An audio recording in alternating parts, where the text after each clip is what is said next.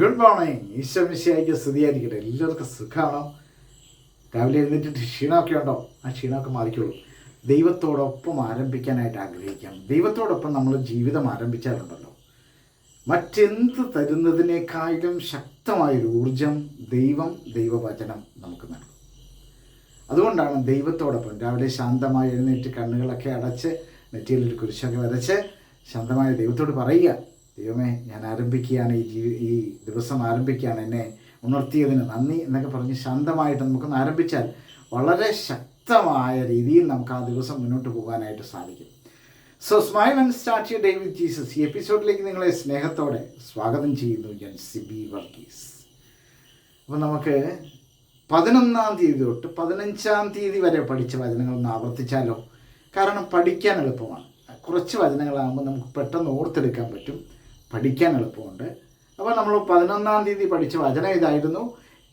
ഹെബ്രായർക്ക് എഴുതിയ ലേഖനം, ഹെബ്രായക്കാർക്ക് എഴുതിയ ലേഖനം 11-ാം അധ്യായം 1-ാം വചനം. The letter to the Hebrews chapter 11 verse 1.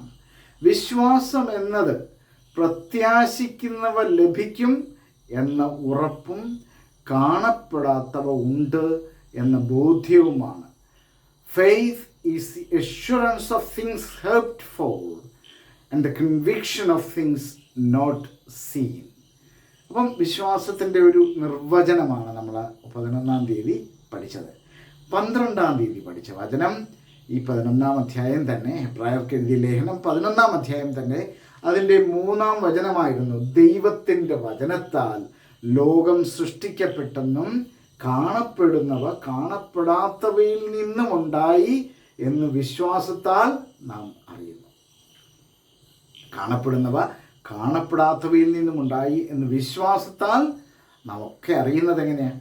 വിശ്വാസത്താലാണ് നാം അറിയുന്നത്. By faith we understand that the worlds were prepared by the word of God, so that what is seen was made from the things that are not visible.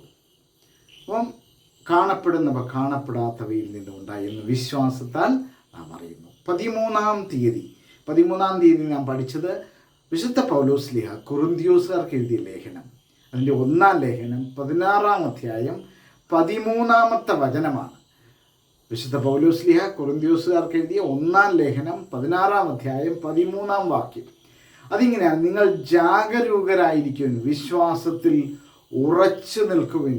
നിങ്ങൾ ജാഗരൂകരായിരിക്കുവിൻ, വിശ്വാസത്തിൽ ഉറച്ചു നിൽക്കുവിൻ, പൗരുഷവും കരുത്തുമുള്ളവരായിരിക്കും. അങ്ങനെയാണ് 13-ാം തീയതി. Keep alert, stand firm in your faith, B courageous and B strong. അപ്പം 13-ാം തീയതി പഠിച്ച വചനം B courageous, B strong. അപ്പം നമുക്ക് കരുത്തുള്ളവരായിരിക്കാം, കരുത്ത് നേടാനായിട്ട് ജാഗരൂകരായിരിക്കാം, കർത്താവിനോട് പ്രതിബദ്ധതയുള്ള, വളരെ ശ്രദ്ധയോടെ ജീവിക്കുന്നവരായിരിക്കാം, ദൈവവചനത്തോട് ചേർന്ന് ശ്രദ്ധയോടെ ജീവിക്കുന്ന വ്യക്തികളായിരിക്കാനായിട്ടാണ് ആ വചനം നമ്മെ ഓർമ്മിപ്പിക്കുന്നത്. 14-ാം തീയതി വളരെ മനോഹരമായ ഒരു വചനമാണ് റോമാക്കാർക്ക് എഴുതിയ ലേഖനം. വിശുദ്ധ പൗലോസ്ലീഹ റോമാക്കാർക്ക് എഴുതിയ ലേഖനം, the letter of Saint Paul to the Romans chapter 10 verse 17. അത് പറയുന്നത് ഇങ്ങനെയാണ്: വിശ്വാസം എങ്ങനെയാണ് ഉണ്ടായിരുന്നത്? വിശ്വാസം കേൾവിയിൽ നിന്നും, കേൾവി ക്രിസ്തുവിനെ പറ്റിയുള്ള പ്രസംഗത്തിൽ നിന്നുമാണ്. വിശ്വാസം കേൾവിയിൽ നിന്നും, കേൾവി ക്രിസ്തുവിനെ പറ്റിയുള്ള പ്രസംഗത്തിൽ നിന്നും. So the faith comes from what is heard and what is heard comes through the word of Christ.